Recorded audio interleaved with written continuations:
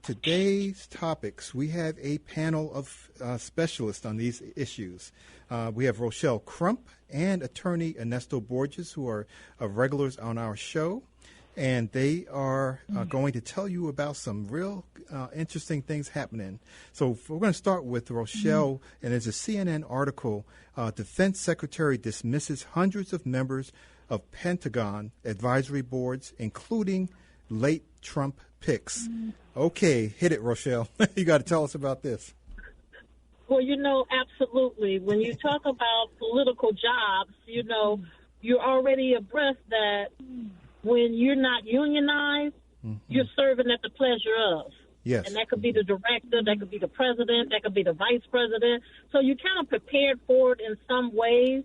But I think that what Secretary of Defense is doing is he's making it clear of his authority and his leadership as a civilian. Because, as you know, that is one of the things that they were challenging him on, because he was just coming out of retirement, and they were, kind of like on the edge of that accusation of, oh, you're going to be doing what your boss used to do, and, things of that nature. And that does happen sometimes, It's clear it happens. And then I'm sure that some of them that work will be saved. And I think that there'll be political favors, if you will. And a lot of times what happens is it's based on influence.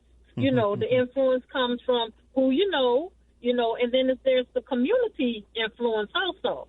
Because what happens is, veterans, let's just take that for example, veterans are a huge population. So there's a lot of veteran organizations. There's a lot of supporters of veterans. And, you could use that influence to basically kind of sway your opinion that maybe I'll leave that person here, but I know that he's looking for trust. He's looking for knowledge. He's looking for loyalty. And he's going to find that in some people, basically, who he gets recommendations from. But it's wise that he does come in, cleaning house, making sure that, he can place those people who he already has built a relationship with that have those three things, the trust, the loyalty, and the knowledge, because he's going to need them along the way. And he's looking for people to take charge in their positions as well. And that's part of the knowledge that they may have. Those who've been in the community, who know the ropes through legislation and who knows laws and things of that nature. So I think he's going to bring in the top-of-the-line people, because he's going to prove them wrong. Being the top head African-American there, I think he's going to have that influence, and he's going to make a huge difference. I am so proud of him, and I am so happy that people saw through the lines of legislation that hold back people who basically can do those jobs and do them well. Yeah, so sometimes it's better to have someone come in and it says, like, what you know before who you know. It sounds like he knows what he should know. Right. Absolutely. And I'm going to go to the next CNN article. There's a Secretary of Defense orders all military to pause and review handling of extremism in ranks. And Ernesto, I know it's been a long time since we talked. Yeah, but I want you to tell us what is going on with this. Is it a good thing or a bad thing? Well, certainly it's a great thing, because, as we saw when these people, the siege upon the Capitol, that many of them are ex-military, and some of them, and there are many active military members who certainly share those sentiments that those insurrectionists and seditionists believe in. And, with the new Secretary of Defense, we should make it a policy not to just wait until. And you remember when the troops they were vetting some of the troops who were going to be guarding the Capitol, and they had to send some of them home because they had ties to these extremist groups. And so I think the Secretary is moving toward the direction of vetting many people before they join the military, and to see what their ties are. And they should make them sign it under penalty of perjury. Whether they belong to some of these extremist groups, and you have to ferret out these people and not put them certainly in big positions. We know, just you were an officer.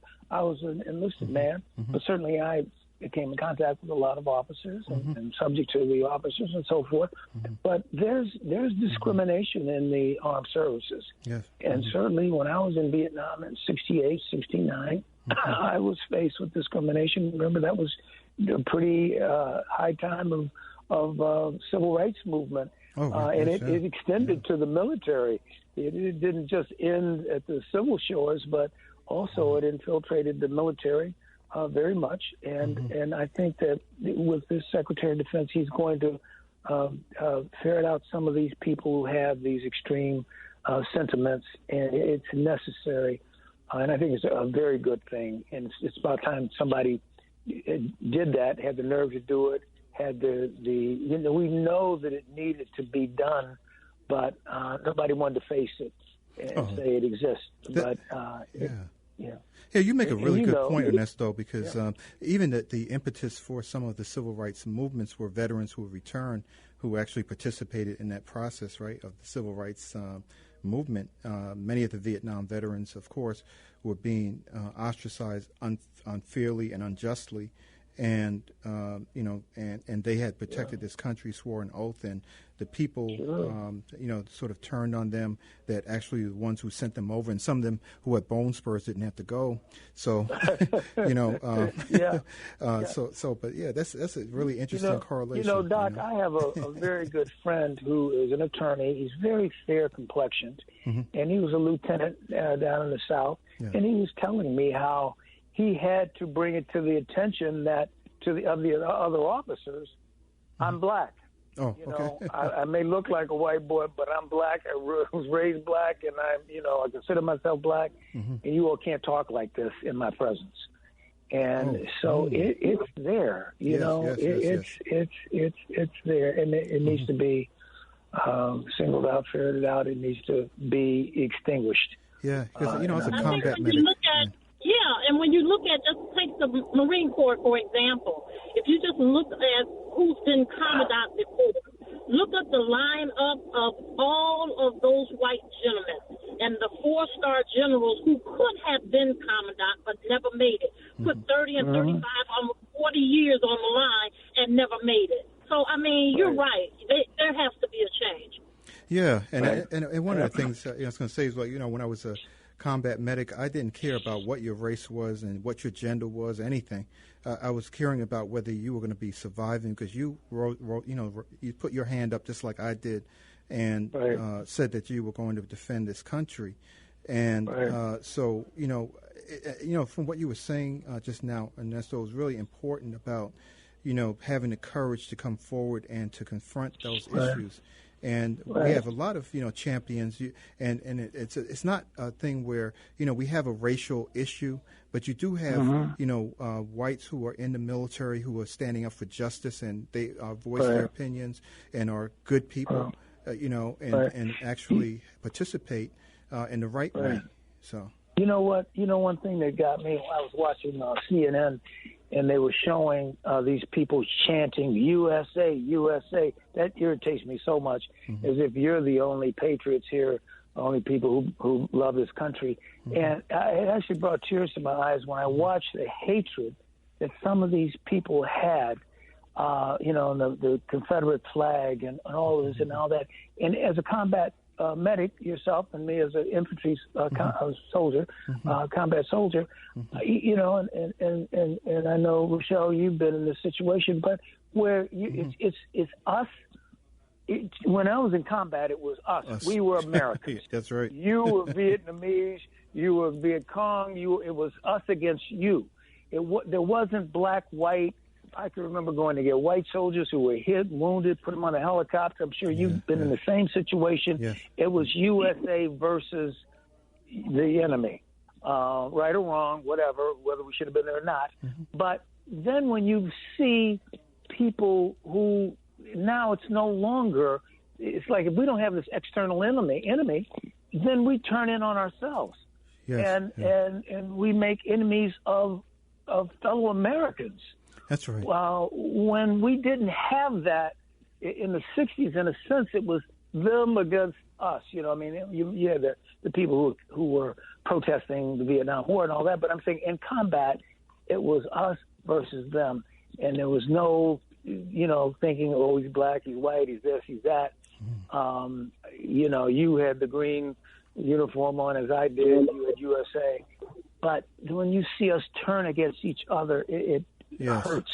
Yeah, and this is a multi. Let me share this with you, and I appreciate you saying that, but that was not my case in the military, and I don't like to tell this. I'm not going to tell the whole story, but I will say this: I got my first, the only Article 15 that I got because I got called the N word, and I forgot I was in the military and not at home, and I got that Article 15. Nothing happened to her. They took money from me, and then they put that on my record, and it made it kind of hard for me a little bit, But, and I've experienced that being in Veterans Affairs, being the only female actually at that particular time, because I've been in Veterans Affairs for over 40-something years, So I took positions pretty much that were political, which I didn't have any political affiliation with. So I was just kind of learning the ropes of, hey, I see these people, they all got, power and privilege and everything, and I don't know why. Well, Harold Washington actually picked me because he basically started that Veterans Advisory Council for the city of Chicago. But I was up against all these men, mostly white men. I had no idea how important that position was. And I'll tell you, they were like the meanest people in the world to me. And I had to fight my way, and I mean literally fight my way through that position, being in the city of Chicago, director of Veterans Affairs, and then fight my way, especially when I became the assistant director for the Illinois Department of Veterans Affairs. I was the first female and African American since 1945 to get in that executive staff.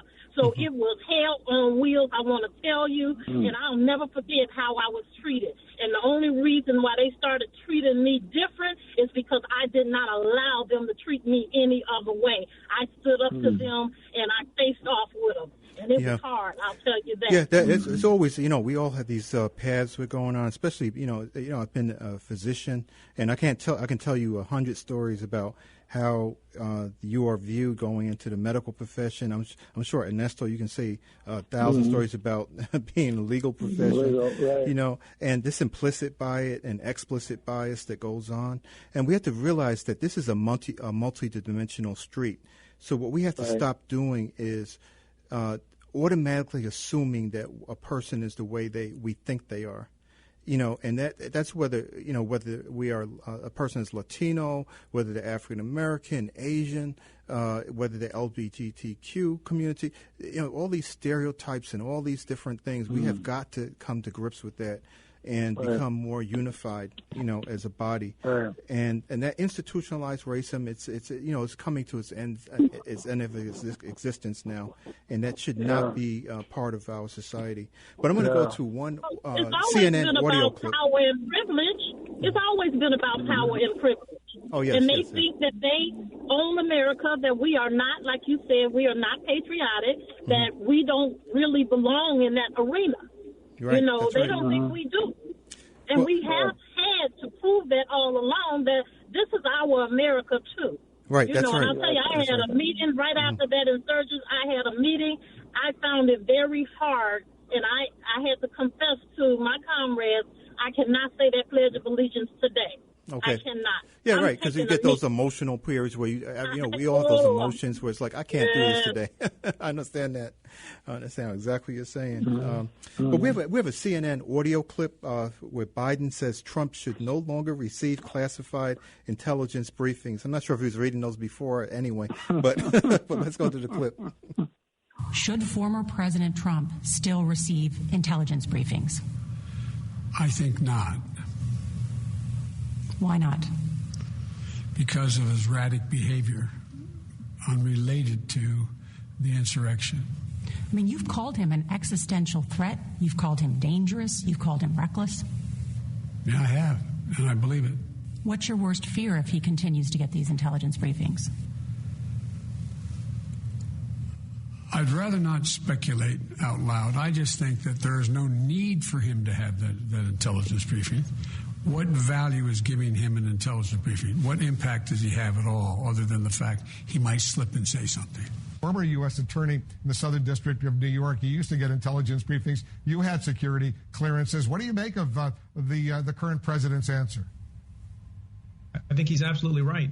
And I think you and Caitlin covered it pretty well. There are a number of reasons why he shouldn't. There's no need.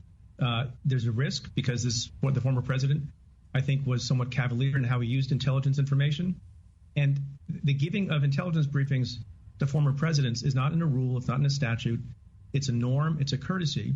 And to extend that courtesy to a former president who broke all the norms, including with respect to intelligence, I don't think is necessary at all. And also remember that Donald Trump was the president in office who chose in fits of pique to try to take away security clearances of former high intelligence officials, including John Brennan.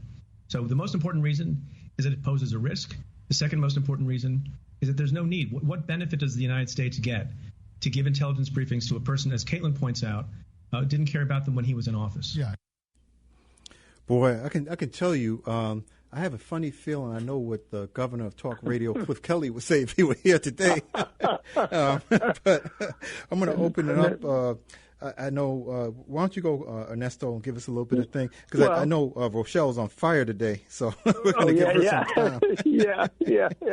And I might say that a combat soldier's experience sometimes is a little different from what is a little different from what Rochelle experienced.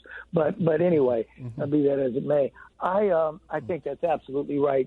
And this is a man who didn't read the intelligence briefings. He didn't even listen to them. Right. He didn't even read the synopses of those intelligence briefings. And he only used them for purposes of his own aggrandizement, to monetize it. Right. And so there's no need for him to know because all he'll think about is, how can I monetize this? Yeah. I know something's coming down the pike. I can sell these stocks, buy some stocks.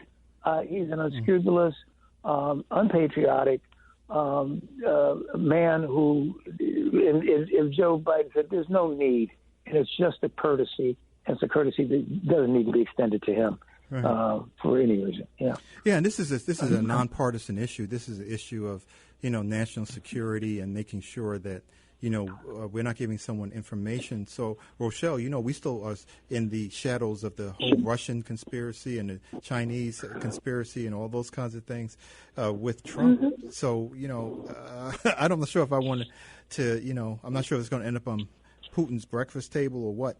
But what are your feelings on it? Exactly. And I think the commander-in-chief, he handled that well. I thought he spoke well about it. He was cautious in what he said. Yes. And I think that he was deliberate in what he meant. And I can only say that, when you apply for a gun, they always ask you, what? Do you have a record? They ask you, do you take medication? They ask you, do you have any backgrounds of mental health issues and things like that? I think that that's going the same way with having him receiving the information that is pertinent to this country. Because all the threats that he got that little finger and he going to push that button and everything, he set up a perimeter where we're like boxed in because we don't know what he has done. Right. The country doesn't know what he's done behind their back. No. We're going to find out some things later on, and hopefully they'll catch it in time. You've already said he's built so many things with so many different people, but we don't know what level it really is. Right. Yeah. And we don't know what happened to those 2 hours of conversation he had with Putin behind closed doors, and no one knows today what was discussed. I think Putin has something on him, the compromise, as they call it. I think he has Trump compromised. He may seek information from Trump as to what our plans near Ukraine or the Balkans or the Baltic countries up there. He's not to be trusted. And Joe Biden is extremely aware of this, and he tried to be a little Diplomatic. I say kind, diplomatic. Thank you for the word I'm speaking. Diplomatic, but right. I'm sure he is dead. Yeah.